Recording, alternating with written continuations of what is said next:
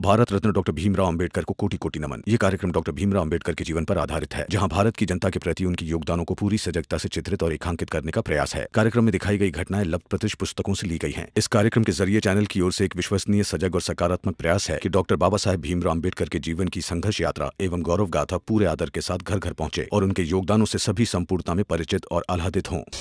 अपनी अपनी तख्तियां निकाल लो और सुनो, अभी प्रिंसिपल साहब के साथ में इंस्पेक्टर साहब आ रहे हैं। उनके आने पर सब खड़े होकर प्रणाम करेंगे, ठीक है? जी गुरुजी। जी आइए। प्रणाम गुरुजी। बैठ जाओ, बैठ जाओ।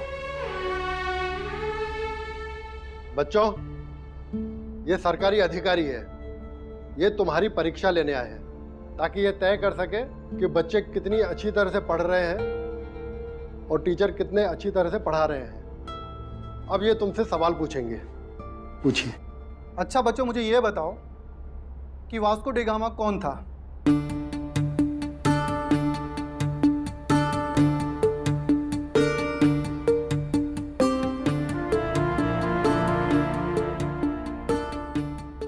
तुम बताओ, उठो।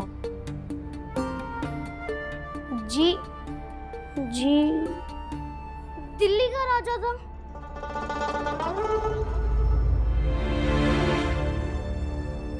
गलत जवाब। बैठ जाओ। कोई और बताएगा? अरे कोई तो बताओ।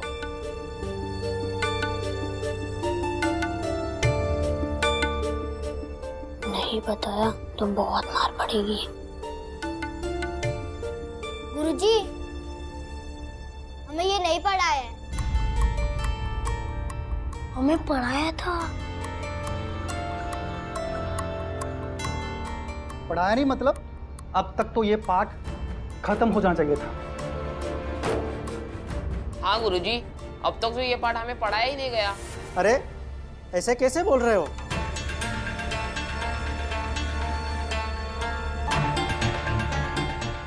ऐसे पढ़ाते हैं बच्चों को? इस विषय का अध्यापक कौन है? सर, मैं ही हूँ, लेकिन गुरुजी ने सिखाया था, पर हम में से किसी को भी याद नहीं है। गुरुजी, ये लोग झूठ बोल रहे। भीम सही कह रहे। गुरुजी ने हमें पढ़ाया था, लेकिन हम में से किसी को याद नहीं है। बेटा, तुम्हारा नाम क्या है? भीमराव। सच बोलने की हिम्मत रखते हो तुम। आओ मेरे साथ।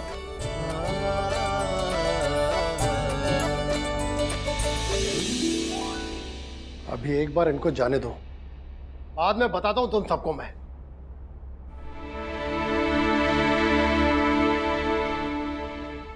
ध्रुव, अब तो बहुत मार पड़ेगी। बस इस भीम के चलते इसी ने गड़बड़ किया। हाँ। इसने नहीं बताया होता कि गुरुजी ने पढ़ाया। हमें याद है तो सारा दोस्त गुरुजी पे ही जाता। बहुत काबिल बन रहा है। भीम को सबक सिखाना पड़ेगा। हाँ।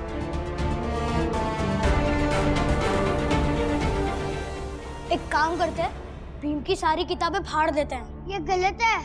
तू चुपचाप बैठा रहे, वरना तेरी भी किताबें फाड़ देंगे। चुपचाप बैठा रहे।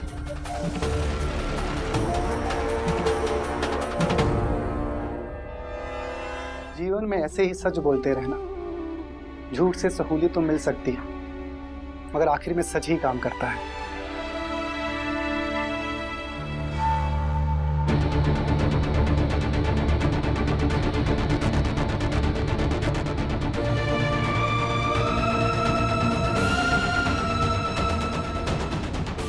ये रहा तुम्हारा सच बोलने का इनाम।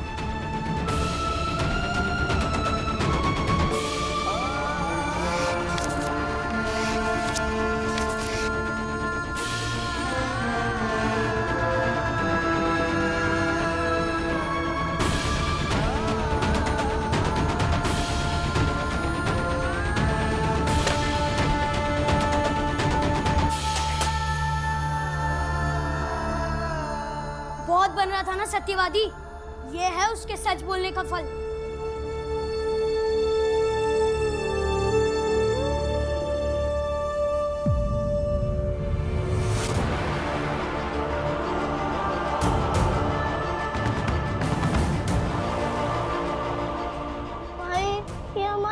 किताबें किसने फाड़ दी?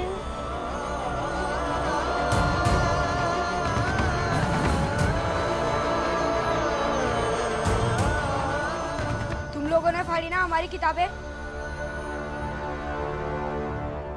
मैं कुछ पूछ रहा हूँ। तुम लोगों ने फाड़ी ना हमारी किताबें? हाँ फाड़ी, तो अब मारेगा।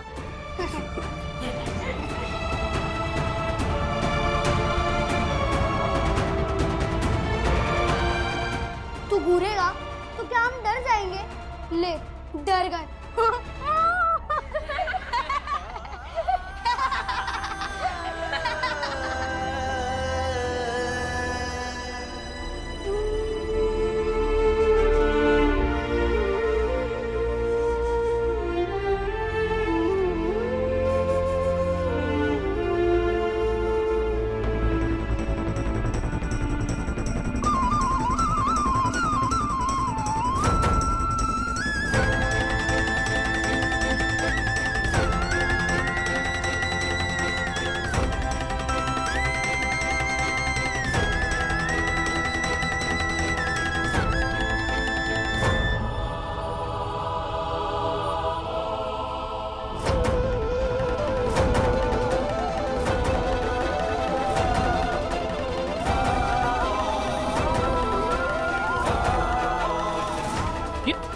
क्या कर रहे हो आनंद राव? गुरुजी, उन्होंने भीम और मेरी किताबें फाड़ दी। मैं उन्हें नहीं छोड़ूंगा। रुको, जानते हो क्या कर रहे हो? तुम्हारी इस हरकत की वजह से तुम्हें और भीमराव को सिर्फ विद्यालय से नहीं बल्कि गांव से बाहर कर दिया जाएगा। पर गुरुजी, हमने उनका क्या बिगाड़ा था कि उन्होंने हमारी किताबें ही फाड़ दी? तुम क्या चाहते हो? तुम्हारी और भीमराव की पढ़ाई बंद हो जाए? देखो इसे, रखो।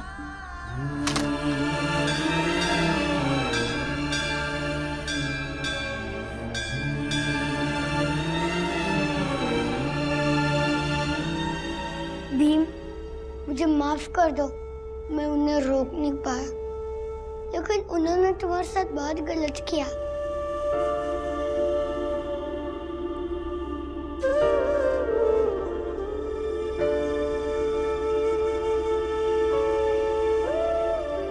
गुरुजी, सबने मिलकर मेरी किताबें फाड़ दी।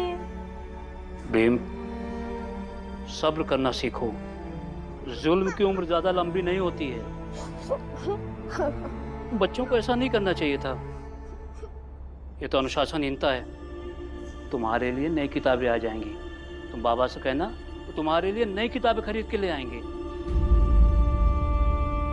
जीवन भर मैंने आपको सूबेदार की तरह देखा है। अब मजदूरी करते हुए नहीं देख सकती। अभी हम पैसे कमाने के तरीके और काम का चुनाव नहीं कर सकते। नहीं गुरुजी, मैं बाबा से कुछ भी नहीं कहूँगा। उनके पास अभी पैसे नहीं है। वो बहुत मुश्किल से 8 आने कमा पाते हैं। मैं उन्हें कुछ भी नहीं कहूँगा। वाह भीम, सभी बच्चे अगर अपने माता पिता के बारे में ऐसे ही सोचने लगे तो कितनी अच्छी बात है। तुम्हारी सच्चाई देखकर दिल खुश हो गया। बेटा, ऐसे ही सच्चे बने रहना, जीवन में बहुत आगे बढ़ोगे।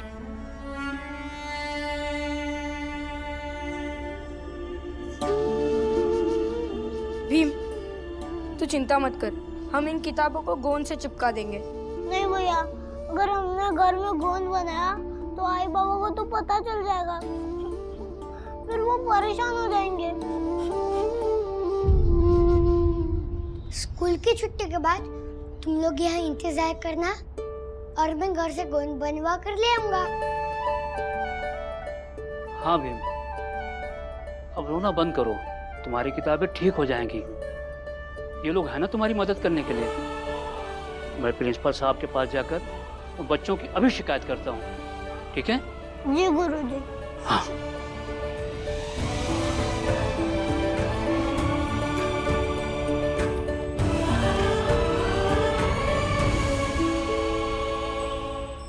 प्रधान अध्यापक जी, आज कुछ बच्चों ने मिलकर कक्षा में भीमराव की किताबें फाड़ के फेंक दी।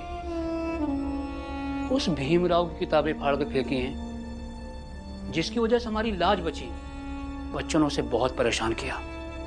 गलती की है सबने, आप बुलाकर उन्हें दंड दीजिए। आखिर अनुशासन बनाए रखना हमारा कर्तव्य है। आपको ऐसा नहीं लगता आपका झुकाव उन बच्चों के लिए कुछ ज्यादा ही है?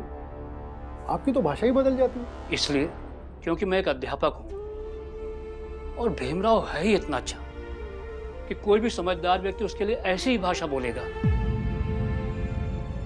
लेकिन आप समझदारी वाली बात नहीं कर रहे हैं गुरुजी। मैं मानता हूँ कि भीमराव एक बहुत ही अच्छा विद्यार्थी है, लेकिन एक अकेले उसकी वजह से हम दूसरे बच्चों को तो सजा नहीं दे सकते हैं ना। तो क्या वो लोग भीमराव को ऐसे ही दंड देते रहेंगे? अरे आप तो भीमराव के पीछे ही पड़ गए हैं। अब जैसे चल रहा है वैसे चलने दीजिए ना। बाकी और भी तो बच्चे हैं स्कूल पे, थोड़ा उन पर भी ध्यान दीजिए। एक अकेला भीमराव ही नहीं है स्कूल में। जाइए। तुम लोग यही रुको, मैं अभी गोंद मना कर ले आता हूँ। ठीक है। चलो वहां चलकर बैठते हैं। अरे दीदी, हाँ आप बाजार से कुछ सब्जियां लेते आइएगा। मैं मिट्टी का तेल लेके घर जाती हूँ, बच्चे अभी स्कूल से आ रहे होंगे। तो अकेली चली जाएगी ना? अकेली कहाँ हूँ, मंजुला है, दोनों माँ बेटी चले जाएंगे। आप चिंता मत कीजिए। ठीक है, मैं सब्जी लेकर आती हूँ। सुरेंद्र ने कहीं हमें बेवकूफ तो नहीं बना दिया? नहीं, वो अच्छा लड़का है, वो जरूर आएगा। ले आ गया।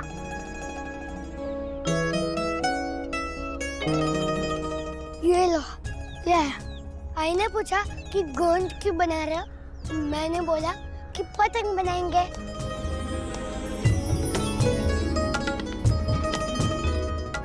तू रहने दे।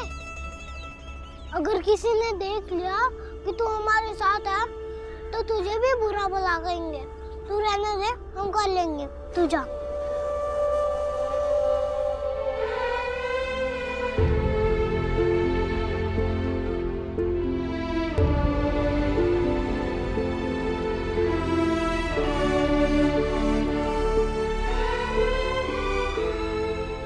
जो होगा सो देखा जाएगा। मुझे भी तुम्हारी मदद करनी है।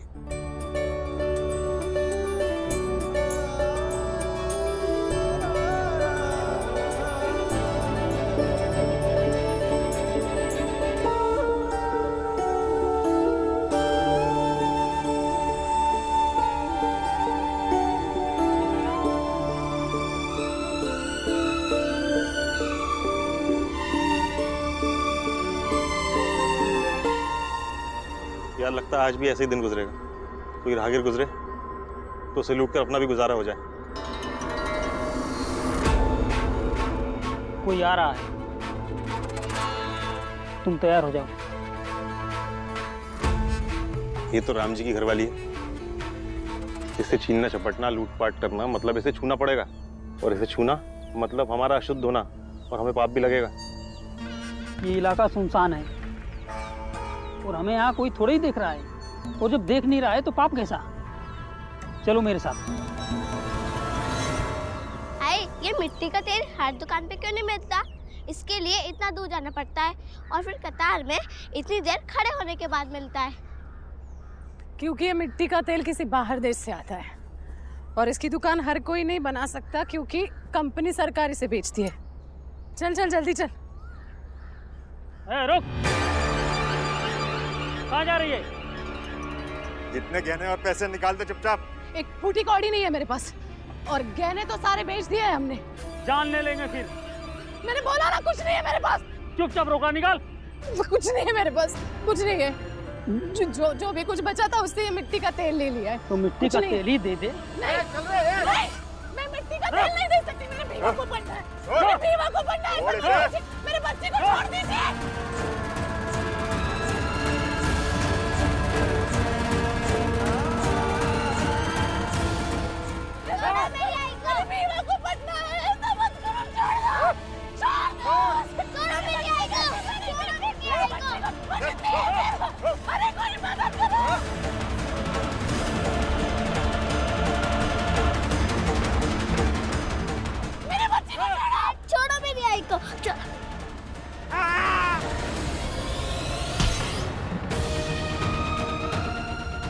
ठीक है ना?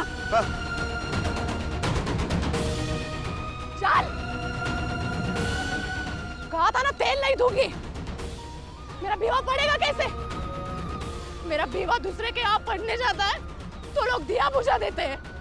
तेल को हाथ लगाया ना तो जान ले लूंगी तुम्हारी। चल भाग।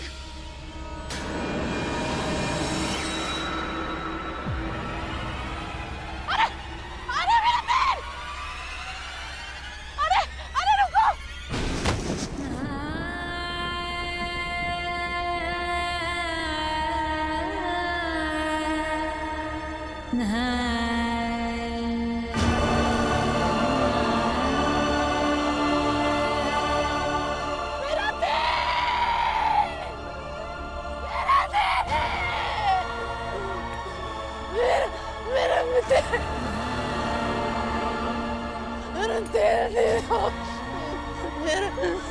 मेरा बीमा कैसे बढ़ेगा?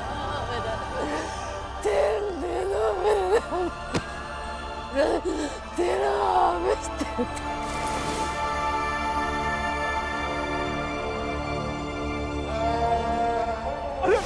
अरे फूलचंद, फूलचंद, अरे क्या हुआ? क्या हुआ? आराम से फूलचंद, कोई बांध तो दो, जल्दी जल्दी। अरे फूलचंद पानी पियो।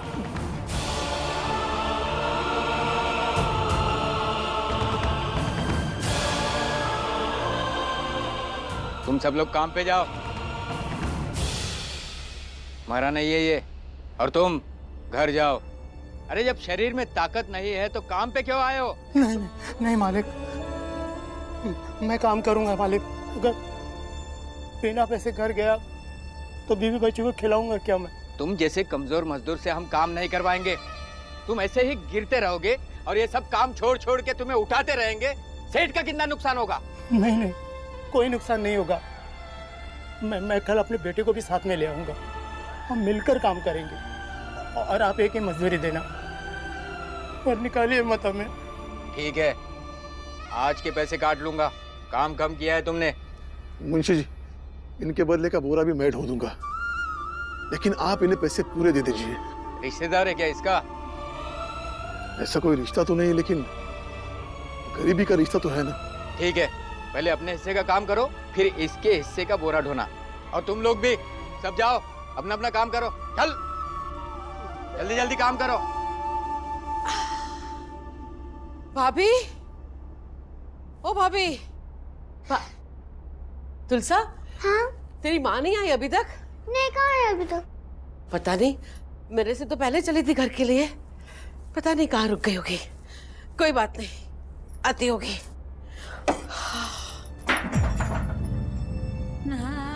भाभी, भाभी, अरे भाभी, क्या हुआ भाभी? और तेल का डिब्बा कहाँ है? छीन लिया दीदी। छीन लिया?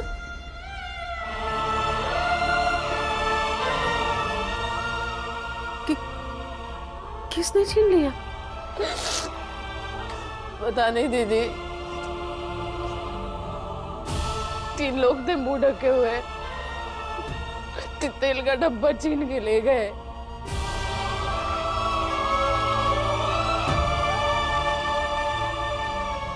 पैसों की इतनी किल्लत है, ऊपर दीदी बच्चे पढ़ेंगे कैसे? वैसे तो हम सबकी परछाई से भी भागते हैं लोग, लेकिन फायदे की बात आती है तो हमारे हाथ से मिट्टी का तेल छीन लेते हैं। ईमान धर्म नाम की कोई चीज ही नहीं है। दुष्ट लोग। तेल नहीं बचा पाए, बच्चे कैसे पढ़ेंगे दीदी? कम पैसे ले गई थी तो दोबारा तेल भी नहीं ले पाई। मैं आपको पैसे देती हूँ, तेल लेते आइएगा। डिब्बे का अलग लगेगा। रात तक तेल नहीं आया तो मेरे बच्चे कैसे पढ़ेंगे? बिल्कुल चिंता मत कर। मीरा बाई, भीमा बाई। हाँ आई।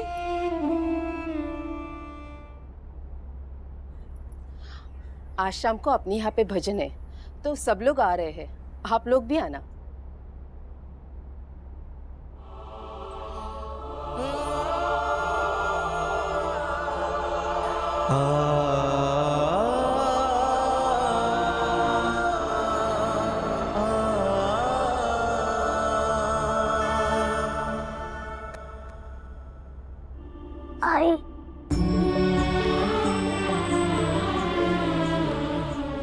तुम और बाबा मेरी पढ़ाई के लिए कितनी मेहनत करते हो। हर माँ बाप करते हैं दीवा। नहीं आई, सब माँ बाप इतना नहीं करते जितना तुम दोनों करते हो।